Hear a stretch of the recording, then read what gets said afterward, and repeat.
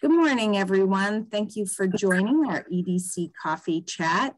And we are really happy to have Commissioner Johnson and one of his business partners, Dennis Yakovich, and also Sarah Martinez as an expert in this space, join us today, where we're going to be talking about our county's housing issues, which is a problem across the country, especially in very desirable rural areas as people leave the congested urban populations to have a first or second home in beautiful spots like ours.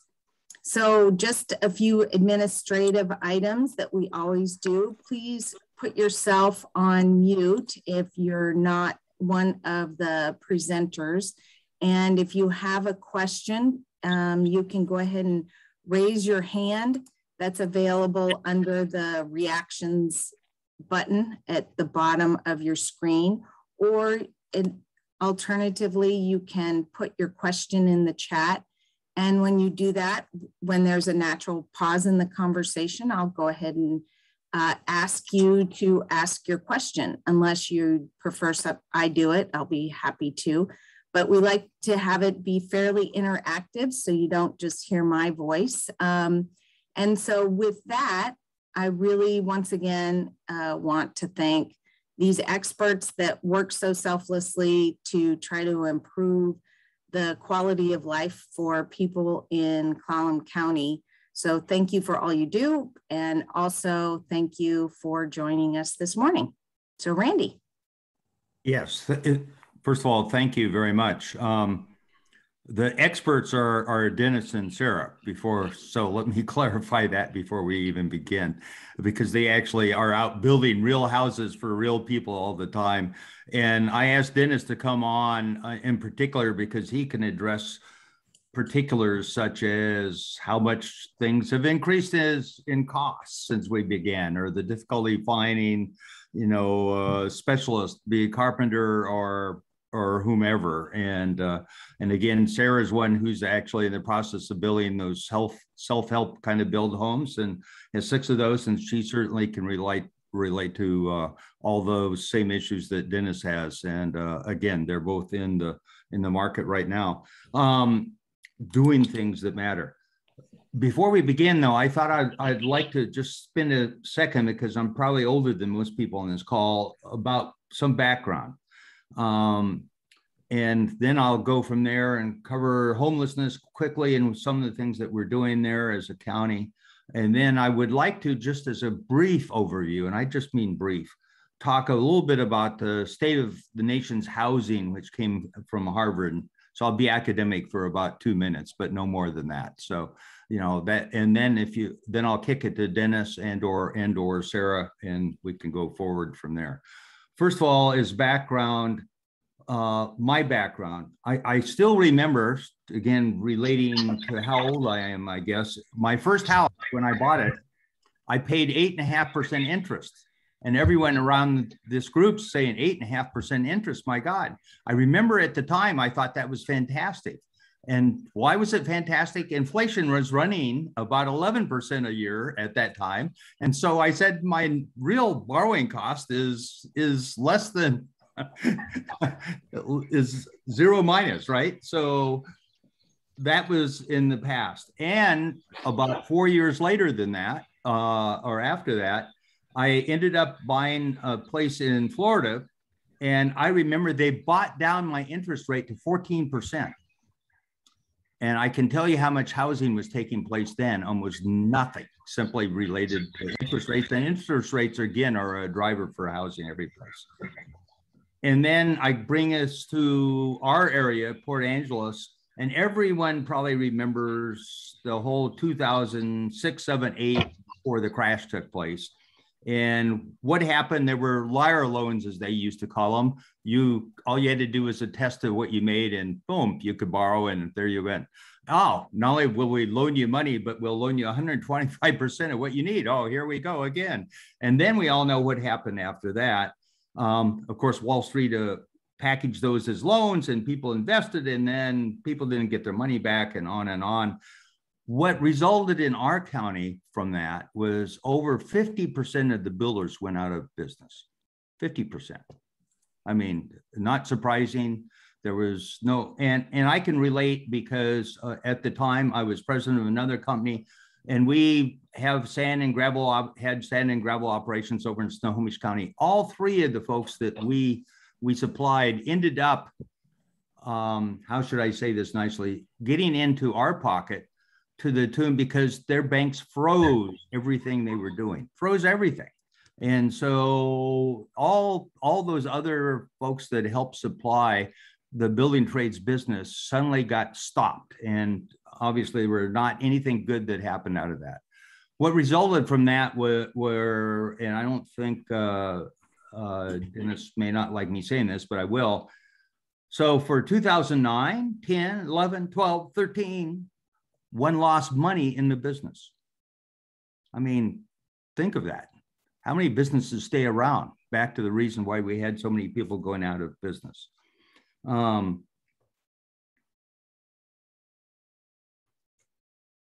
so that's just a brief background of what's gone on and why we look at some of the predicaments we have right now. I turn around then and we'll bring us back to today. And I'll just briefly talk about where we are in the county. So I'm wearing my county hat, and what the things that we're doing, which we recently put out related to homelessness and a whole bunch of other issues, how we take care of some housing for the individuals that aren't able to afford it through normal means. First of all, the county had 1406 revenue. I may have said this before, which came from the state. It's equivalent to, in today's dollars, about $1.7 million. We're looking at how to do that. I still believe, and obviously I haven't, by the way, these are only my comments. I've got two other commissioners, so it takes us all to agree before something gets passed, but we're looking at possibly investing that in a land bank, which still seems to make sense to give an opportunity for those folks that don't meet the AGI that we're looking at. We as a county have obviously invested in some other things recently, or about to invest in some other things, both Habitat, Peninsula Housing, major allocation of funds because of their run up in building costs, and also at Hobucket House, or for the veterans in Forks. And together, I think the total amount of that money is like $360,000. It's one tranche that we're looking at. Right behind that, we are also compliments of working with the city, going to co-invest as the down payment required with Peninsula Behavioral Health in the Allview project, which is 25 to 27 units. So we're moving forward with that. And on the pure homeless side, and I'll just relate my personal background in this case, Serenity House. So I still recall when I was first a commissioner, maybe I've said this before, but I'll just remind everyone, when suddenly I was told we had no more money, Serenity House didn't have any, and they ended up putting about 60 people out in the woods because there was no funding. Right behind that, I went out and visited some churches. Unbeknownst to me, when I got involved in the county finances in a deeper way, we had reserves sitting there, and I, again, don't know what the reserves were for if that wasn't a need. And so we started funding them. We've taken a look because of the issues of COVID and social distancing. And I should remind everyone, we have a social distancing center that right now is costing the county about $90,000 a month. But by the end of this month, we're planning to move to a new facility that's been expanded at Serenity House, which will have, when we're through with COVID, we'll have up to another 80 potential beds. It's also expanding their bathrooms, expanding the showers, doing all those other things so that we don't run into these other issues. And I should finally say that Serenity House, under new management, which I've appreciated, has certainly expanded their regimen, including meals, 3 meals a day. And just so everyone has an idea, it's a low barrier shelter, but I think as of last month, 9 individuals have moved on to permanent housing and jobs. So again, not a high ratio, but certainly an alternative. And then finally, which is really important to me here as we go forward, is everyone knows ARPA funds came to the county.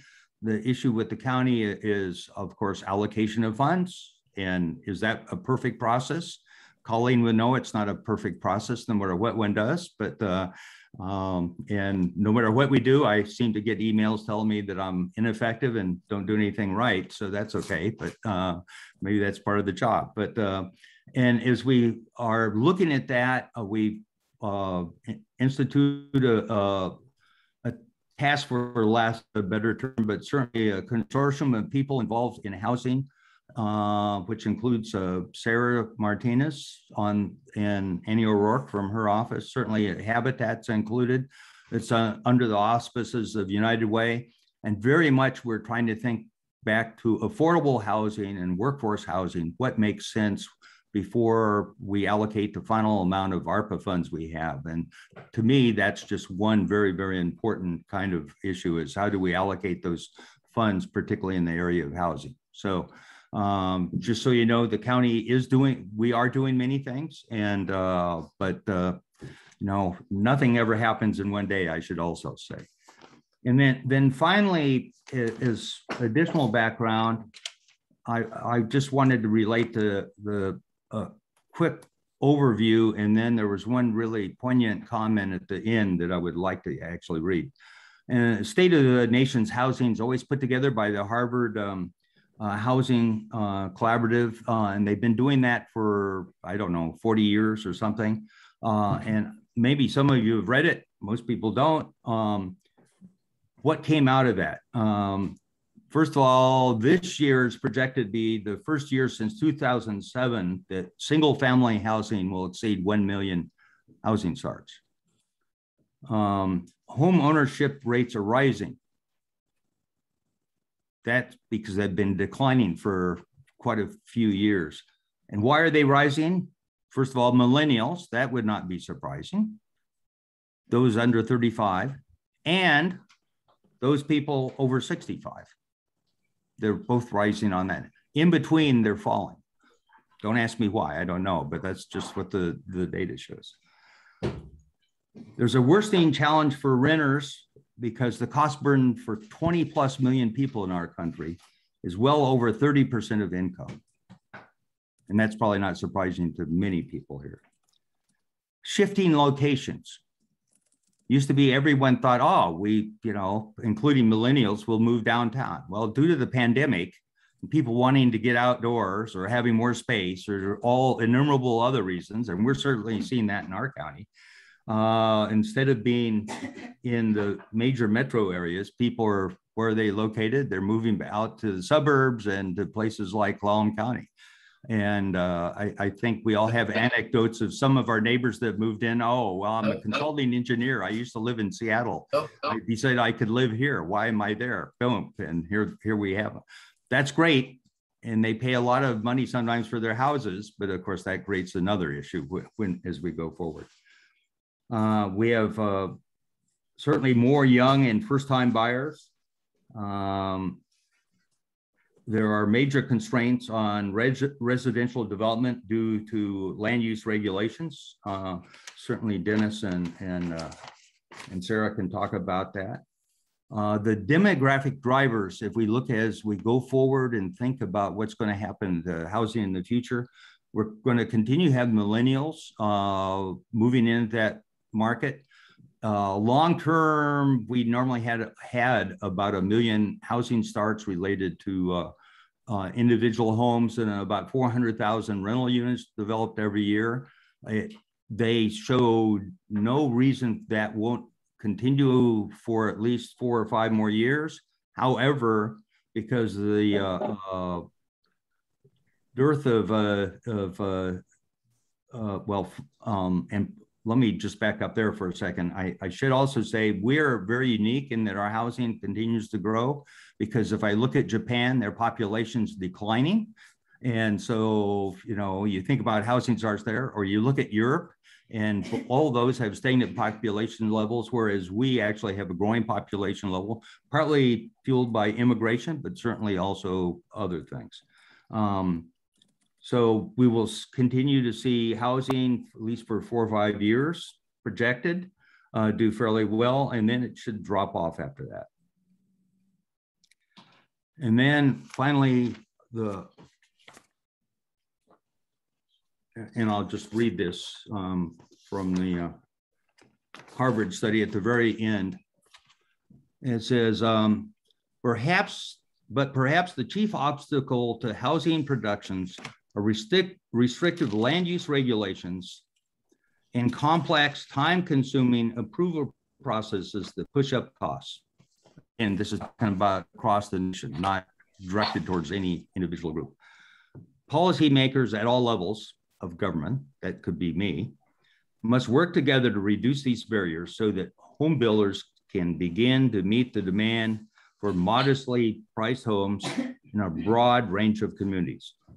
And then it goes on and says, the Biden administration proposal to link funding for affordable housing to state and local regulatory efforts provides a good template, period. And I just want to read that as the very end point that I had. So with that, I'd like to turn it over, if you don't mind, Dennis, I'll kick it to you, and you can talk about why you do or don't build fourplexes or rental units or whatever, and also what's happening in the cost structure that you have. By the way, as background, Dennis builds about 15 houses a year, plus and minus, or fourplexes or duplexes or whatever. So, you know, go ahead, Dennis. Okay, I appreciate the opportunity to share my thoughts. And I've been involved in these kind of discussions a few times over the years, but very, very seldom. So what I say, don't hesitate to interrupt me if I'm wasting your time, and I'm serious about that comment. But I'll try to just give you some insights from us as a private builder and a private investor. Randy's touched on a couple things already that are real important from a private company's perspective. The 5 years, I don't mind at all that he said we lost money for 5 years straight. We did. Our business is very cyclical, and you have to. I always say to people, I never predict what the future is going to be, because you're always looking at what next year might be or the year after. But you've got to focus in the building industry. You got to focus on building your homes now and making profits now in good markets to be viable in the future. So that creates a couple things. One in Clallam County, all through the county.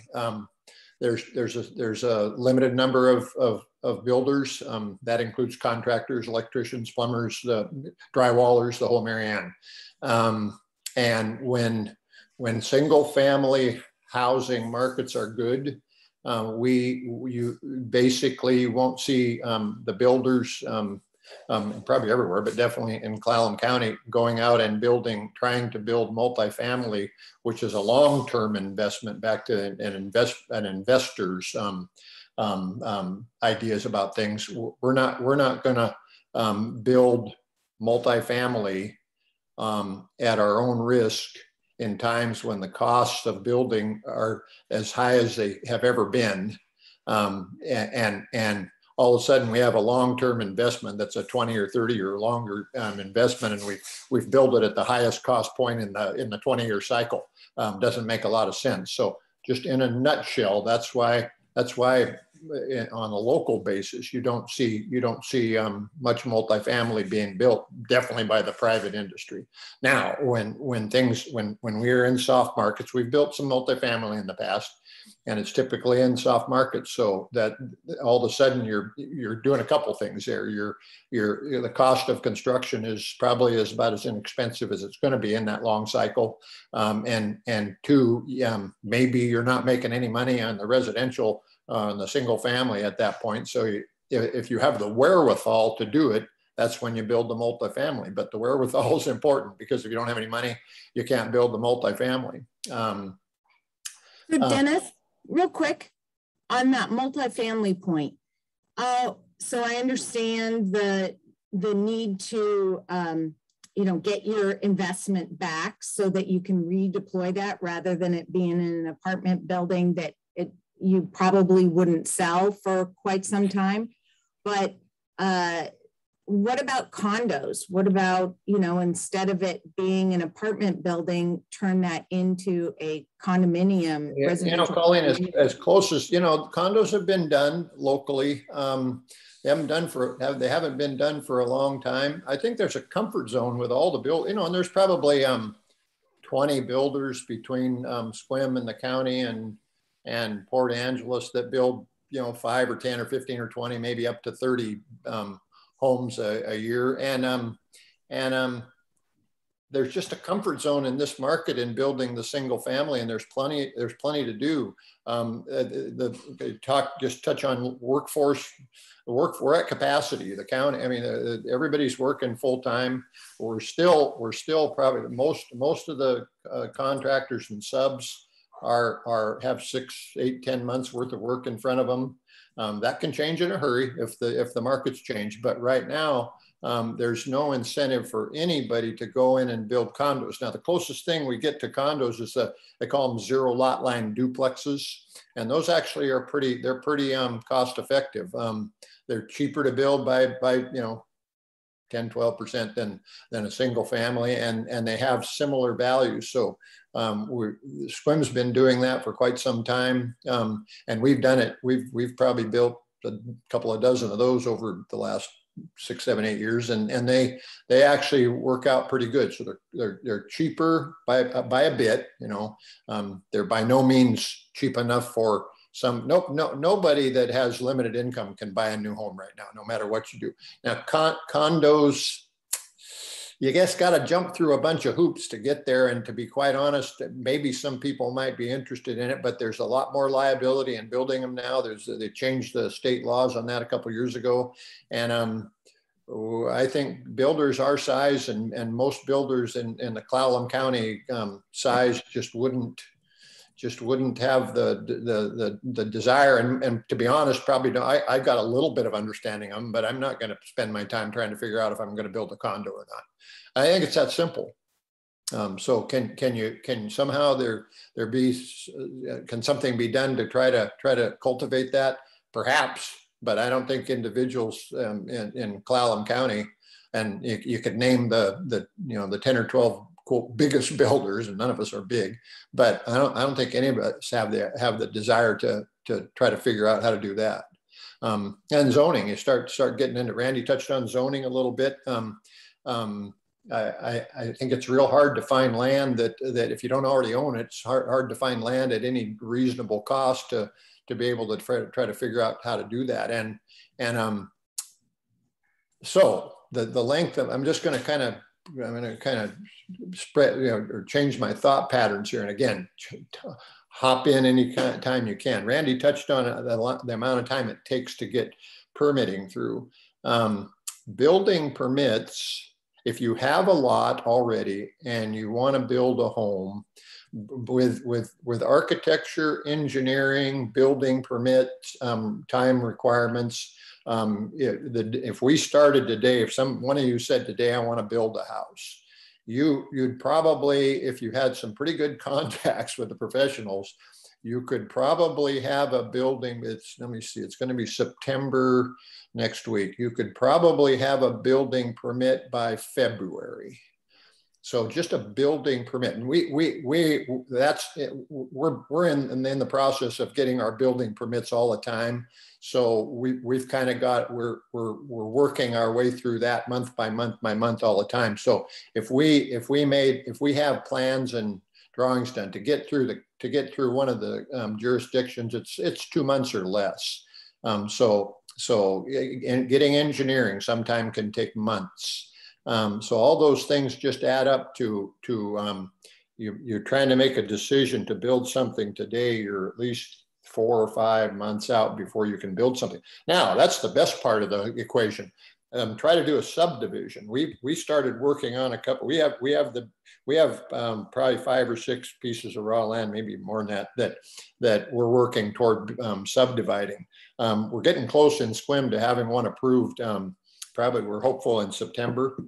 We started working on that 2 years ago. It just, there's a variety of reasons. Actually our biggest holdup for trying to do subdivisions is engineering. You just can't get local engineering. We just hired an engineer out of Bremerton at twice the cost to do some of our Sequim projects, and we don't even expect to get those started until at the best next year. So back to builders and investors having to make decisions. You know, Randy's comment about maybe we'll last for 4 years. Maybe this market will last for 4 or 5 years, but I never make the assumption that it's gonna. So we always were a long-term investor. So we're always working toward getting more lots built because when we have the lots built, then we can build the homes and we can sell the homes, make money. And if I'm rambling too much here, again, cut me off. Okay, we work with the cities. We're not in the county right now. We heard the commissioners are really hard to deal with, but that's my old man humor. We're engaged with both cities pretty extensively. You're dealing with everything. You're dealing with government.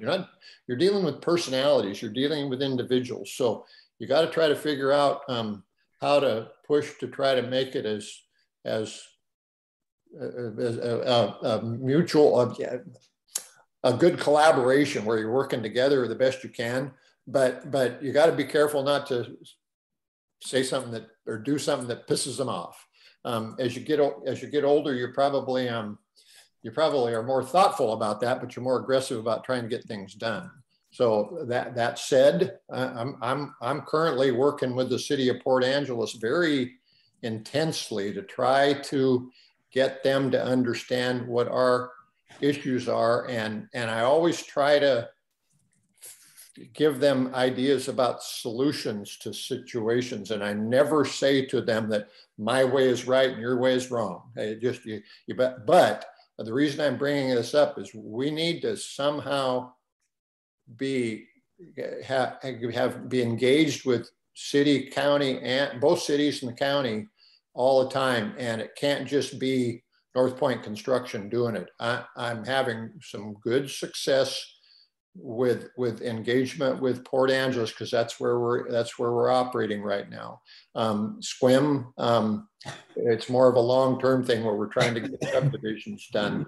But there's a couple, I won't name names, but there's a couple people there that are real helpful. But I'd like to try to expand that dialogue between the building and development industry and City of Sequim too. But they can have a big impact because it's back to that time frame. Again, building permits, the need for engineering. I mean, they know that we're having a hard time with engineering, but they don't have solutions. We don't have solutions. There's just so many components that stretch it out so long that you can't solve today's problems. Because right now, okay, back to the industry's at capacity. The industry's building homes. The industry, we build, 15 to 1,800 square foot homes typically. But a lot of the industry is building 2,500, 3,000, 3,500 square foot homes. So there's only so much square footage that the industry can build. So, and so the focus is on single family for the economic reasons. So it's at capacity, but it's at capacity on a square footage basis, but it's not at capacity to provide the most residential space for the greatest number of people. And it all gets back to economics. I'm not going to build something that I make 4% profit on when I can be making 20% profit on something else that I build. Back to just, I'll make one more comment, and then we can. I'm happy to be involved with the give and take, and that's about multifamily, and let's say trailer parks. That's an old term, but let's say trailer parks. There aren't places that we can build trailer parks. To be honest, Randy and I both, we'd love to build trailer parks, long-term investments. But if it costs you $40,000 a space to build the trailer park and you're renting it out for $400 a month, nobody's going to do that. The government will do that, but private investors won't do it because it's not a good investment. So same with multifamilies. We have multifamily land, a little bit of multifamily land that we're always kind of looking out into the future. We've got plans that are just kind of real preliminary, that when the time comes, we'll be able to do those. But to be honest, I don't see us doing those for at least a couple of years. And we're only going to be doing those when the market goes bad. So we're not part of the solution for more units now. We could be part of the solution for more units long term, but we're definitely, private industry, is not part of the solution for more units short term. That's not what our focus is. No, I think most of the people on the screen here probably their focus is trying to how to get more units done, and they're hopeful, and maybe they have some federal or state money, whatever, to do that. But that's we can't do that. Mm-hmm. So Dennis, would you also just quickly address the issue of materials and cost increases and supplies and those things? Yeah, good point, Randy. Not just the cost, but the timing. Well, we were, up until a year ago, we were completing, let's just call it a 1,700 square foot house. We were completing that in a little over 4 months, well, if we had the building permit. So from the time we get the building permit to the time when somebody moved into the house, 4 to 4.5 months. Today it's 6.5 to 7 months. And let me see, it's changed quite a bit over the last 2 months, but we started out, let me see, we couldn't get floor joists. And by the way, they were twice the cost. We couldn't go back to the old method of putting in 2x10 floor joists because they were 3 times the cost. And then you couldn't get them. So then, and the truss time, we usually have about a 5 to 6 week window to order truss. That all of a sudden overnight went to 3.5 months. Windows, we're having trouble still getting windows now. Painters can't get paint, and they're having trouble. The last two months, it can't get paint. So I mean, when I say can't get it, it takes twice as long to get it. And if you go down to the paint stores right now, I don't know if you guys ever go to paint stores, but they're full of paint all over throughout the store. And now you go down and the shelves are empty, just like in some of the grocery stores or Home Depot, whatever, the shelves are empty. So the cost of lumber, it about tripled over the fall months, and now it's down, tripled from as opposed to early last year. And some items, the oriented strand board sheeting went from $11 a sheet last year to it hit 85 at one point. The highest we bought it for was 58, but that's 5 times what we paid for it last year. So all those things, and appliances. We've got 2 houses sitting that are 99% done. We can't get occupancy permits until the appliances are there. We still don't have appliances that were ordered 4 months ago. So our costs, I'm going to do it in a percentage. Our costs have gone up they peaked at going up at about 55%. We're about 40, a little over 40% now, as opposed to 12 months ago. And so timing, back to stretching it out, and we have overhead. We only have 6 people in our company, but we all get paid. That's good. Because of that stretch out, like we're going to be lucky to have 12 sales this year, and that's with just scrambling all over the place. We got a real good crew, and just but we're just spending a lot of time and effort trying to figure out how to keep projects going. And we typically have anywhere from 5 to 9 projects going at a time. So we have the ability, like little small contractors that only have maybe 1 or 2 projects going. They can be dead in the water quite a bit. We're fortunate enough to have enough projects going that we can jump back and forth. We get floor joist. One day it shows up. We can just practically the next day we're in there starting to build the house. So, okay. Yeah. Thank you, Dennis. Yeah. Thank you. I know Allison Brecky also joined us. I don't know if she could comment. One thing I'm curious about is how much of the regulatory requirements that increase the costs of building a home or a multifamily project actually are mandated by the state or the International Building Code is an example that, we are mandated to follow those things, and our local governments really don't have any authority to improve the process. Yeah, so good morning.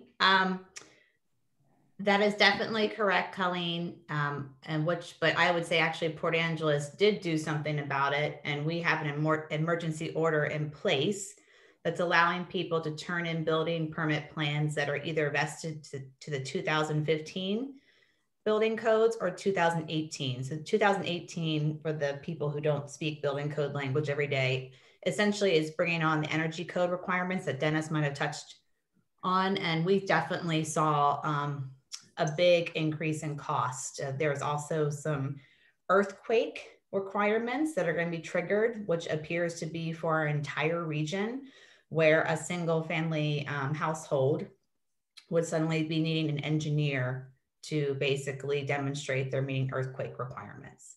So I think Dennis and I talk a lot about the capacity concern. He and I have shared concerns as the city and a developer that we really just don't have. So we're very strained on capacity issues in terms of engineering and really kind of any sort of, design aspect, architects, landscapers, and that just pushes, puts some pressure on both ends, both governmental, regulatory bodies as well as the developers who are trying to do the work. Mm-hmm.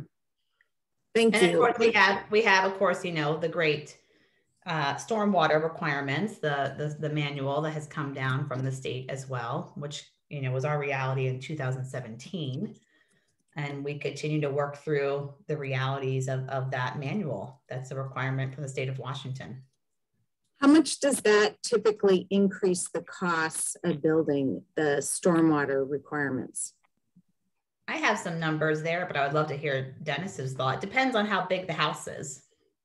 Yeah, I'll concur with Allison first that I think there's a lot of things that the local jurisdictions just have no control over. So, and I'm always aware of that, and I think I relate that thought to Allison all the time, because you don't want to push a rope uphill, if you will. You have to try to figure out places that you can have some impact in, and that the city of Port Angeles's decision to do the emergency order on the energy code things is huge for us, because it's obviously there's a lot of factors, so I'll make a fairly wide range, but it's anywhere from $4,000 to $10,000 a house between the 2015 code and the 2018 code energy codes alone. How much was that, Dennis? Pardon? How much did you say? I missed that. It really varies, Colleen, because a small condo, let's say it might be $4,000 a 3,000 square foot home, which we don't do, our company doesn't do, but it could be $10,000, $12,000. It's a big deal, and it's been helpful to us in Port Angeles because we're kind of, we've been inundating the city of Port Angeles with building permit applications. Nobody knows that, but they've responded real well. I got to say that. But that took Allison and Emma, who works for Allison, to grease those skids. Back to the personalities you always have to deal with any of these jurisdictions. You just have to try to work through things and try to figure out the best way to do it. Now, what was the question about? Was it stormwater? That stormwater, I don't know how long Allison's been on the line, but the engineering issues are just huge for us, or the lack thereof. I mean, we've been working on a couple projects just on the preliminary basis. I said 2 years, a little earlier, but for 3 years, and sometimes we'll wait a year and a half for engineering to be complete on a project that's a 20 or 30 home subdivision. And I don't know how to get around that. I can't. We tried to go out, see if we could hire engineers. Last year, we spent 6-8 months trying to do that and just kind of gave her up. But there's let me just give you probably one example. We spent in Campbell Avenue, it's called Brook Drive. I think it's a Campbell Avenue subdivision, 25 homes. We spent about, and don't quote me on this because it's I'd say $200,000 for the engineered stormwater system. I mean, I could be off by 50,000 there, one or the other, but I think it's probably 200,000-ish. And then if you're doing a single lot situation, it's easier.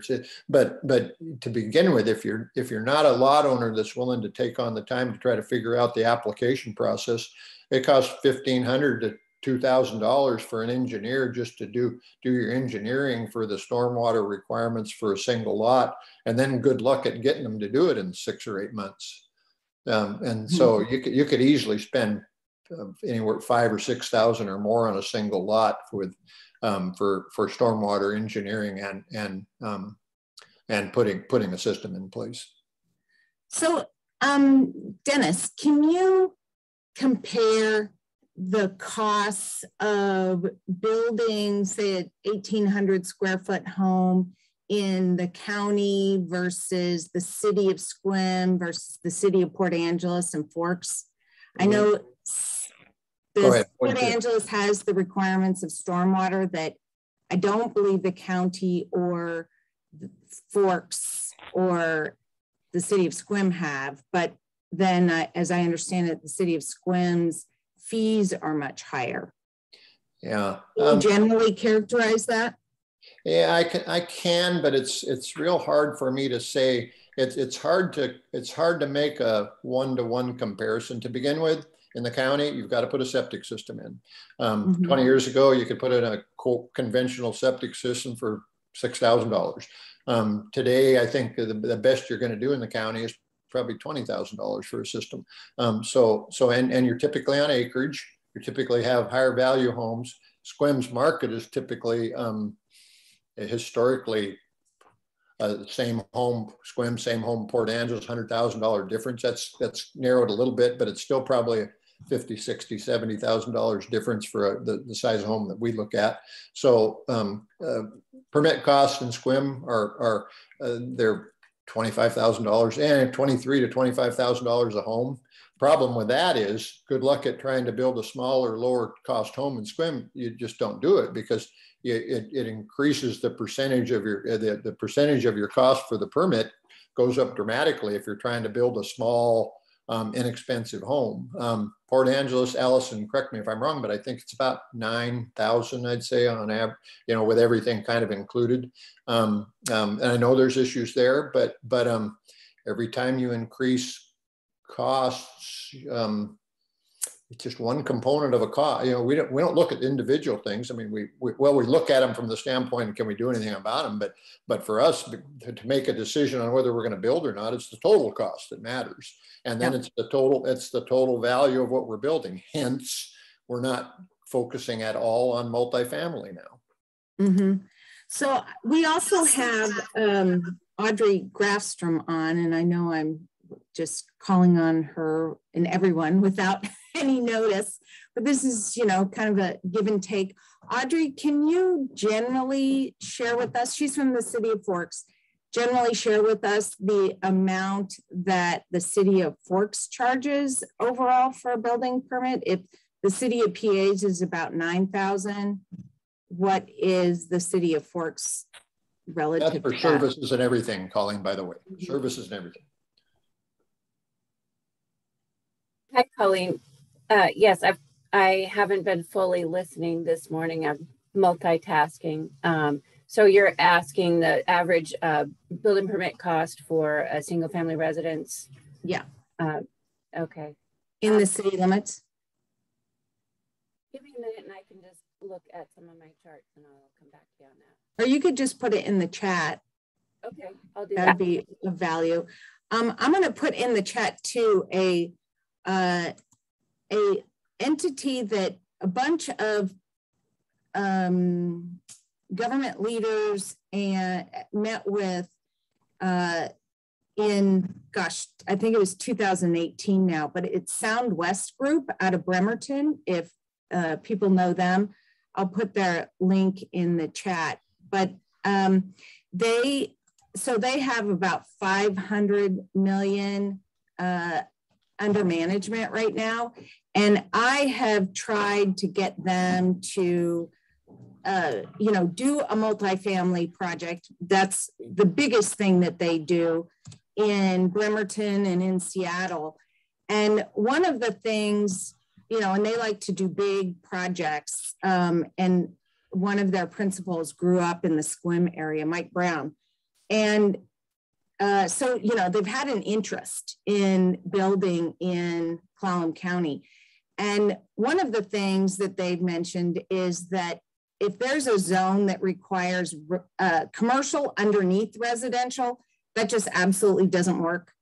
They do really like the multifamily tax exemption and the opportunity zone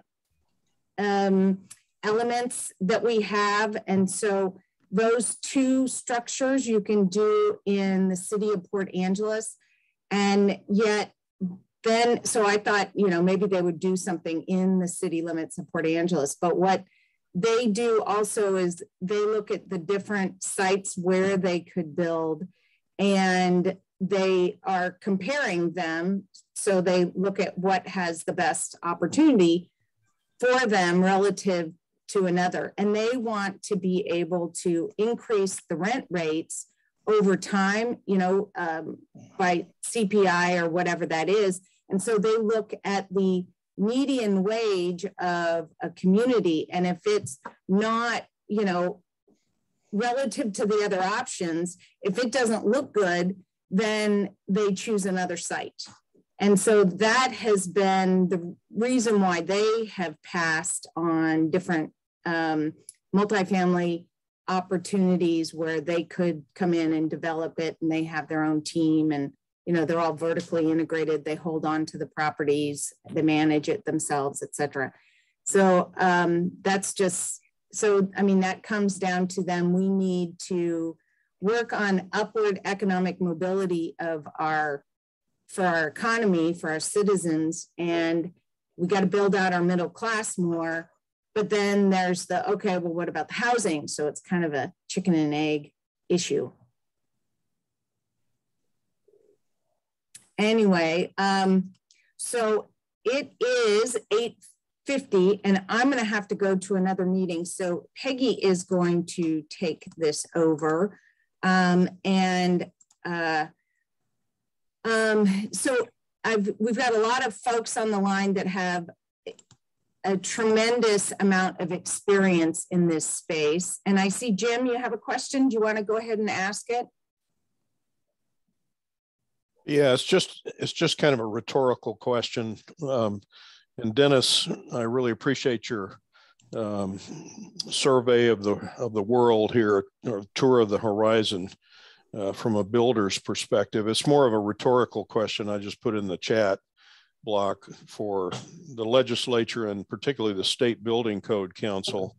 Is the perfect now the enemy of good enough for all the various cost drivers for private home builders. Notes.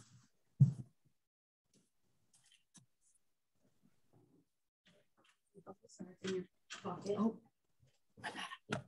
I don't know if you want a response, but my response would be we have some awfully good. I agree with you, Jim, totally. I mean, they're trying to make perfection. Take the energy code into consideration. I've said this in a meeting or two in the past year or two that I've been involved with in this kind of realm, but we in the 70s they started Super Good Sense, and it was pretty darn nicely put together buildings, and the energy consumption was real good. You could make a case that yeah, some of the things they've added onto that make some good financial sense. But this 2018 one just gets to be absurd. I use this is just real anecdotal. You spend $10,000 to save $2 a month in electrical costs. That's not a scientific number, but it's kind of just the thought process behind what they're doing. And then apparently there's another one that wants you to get to zero energy use. Good friggin', I'll spell good friggin' luck with that. I don't know what the costs would be, but it's got to be I don't even know if it's possible in the Pacific Northwest, but it's got to be for a $400,000 house, I guess, change it to 600,000. I don't know. It just doesn't, it makes no sense at all. Go ahead, Dennis. Tell us what you really think. Yeah, I never do that. I never do that.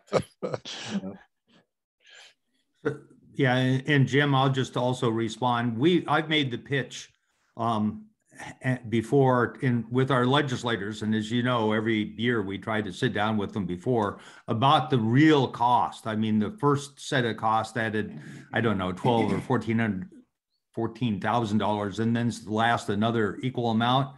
And certainly Mike Chapman understood, but like he said, the codes that result from what's happening don't relate to rural areas sometimes because it's decided by other folks.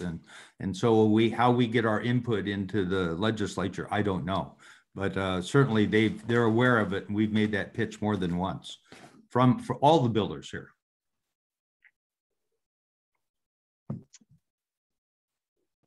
All right. Looks like Audrey responded in the chat. Examples of City of Forks building permit fees. 1,500 square foot SFR is about $1,100. A 3,200 square foot SFT is $1,900 based on the values. And that's probably not apples to apples. Like I said, the number that I said for Port Angeles, that includes fees for water, sewer, electrical. That's everything that we'd pay to the city of Port Angeles, not just the building permit. Okay. So, and I'm sorry, that's a typo. It should read SFR in both places, single family residence. And typically the new water service, if it's a standard hookup, is about $1,200. So, but then our sewer district, of course, you're probably aware, is very small. It's basically the downtown corridor. So then the developer is also dealing with septic. And we don't have the stormwater, of course, it has to be dealt with on site, but we don't have a stormwater utility with the City of Forks. Kay Gagnon had a question. What does it take to address the particular supply chain delays, such as appliances? Does anybody have a thought on that? We have no influence at all. We just work every store we can. We happen to deal with the local Sears, which is I'll give kudos to all the time. They do a good job, these are just it's stuff coming from all over the world, and it's just shortages that probably the catalyst to that, and all of these shortages, COVID. So they obviously haven't worked through that, and who knows when they will work through that. We're just not used to that as a nation, not being able to go to the grocery store and buying something, or go to the paint store and buying a gallon of paint, et cetera, et cetera. But it's the reality that builders Probably even big builders probably have some influence on that. I noticed there's things at Home Depot that we can't get at our usual suppliers that are smaller. So, but from the standpoint of back to the appliance comment, you just have to keep working it and get them when you can. Sometimes we replace them with things that are temporary, and then we have to pull those out. And when the real one comes, we have to put it back in. You know, there's a $500 bill of farting around with that. I was curious from a standpoint of letting somebody move into the home, you know, what to provide some relief. Yeah, good question. Allison, maybe she can address that. But right now, you can't get a occupancy permit without having certain appliances in the home. Right. We have 2 of them right now that are in that boat. So in the past, real quick, and I have to jump off, we have certainly, the city of Port Angeles has made exceptions. There was an example when Peninsula College was doing one of their buildings. There was some sort of like labor strike or something with the windows. And so we just recognized that it was a unique circumstance, emergency kind of situation. And we allowed a portion of the building to be occupied. It gets a little bit more difficult when you're talking about a house, just because of course it's, you know, usually the whole unit works together in terms of emergency access and egress. But we recognize, you know, certainly with the discussions we're having with our housing nonprofits and organizations, you know, as we look at future projects there might certainly be the need where we have some units occupied and some are not, just to allow for some occupancy during construction, because honestly, it's what's a requirement of the grants that are available to those organizations. So another great example of the state, usually the state, but not always, sometimes the federal government, but they just put these requirements on to local government and they don't really have any idea of the implications it's having, certainly on the work I'm doing every day and how I direct my staff. I really appreciate this conversation, and thanks Peggy and Colleen for pinging me to tell me to get on. I might be interested. Yeah. Does anybody else have any other questions or comments? Looks like we're nearing the 9 o'clock hour. No. Okay. Well, thank you guys for attending. And this was really great information. I'm one of those people that are trying to find a home, build a home, buy a home. I'm in the worst timing ever, essentially. So this was really good information for me too, that I may just wait. All right. Thank you.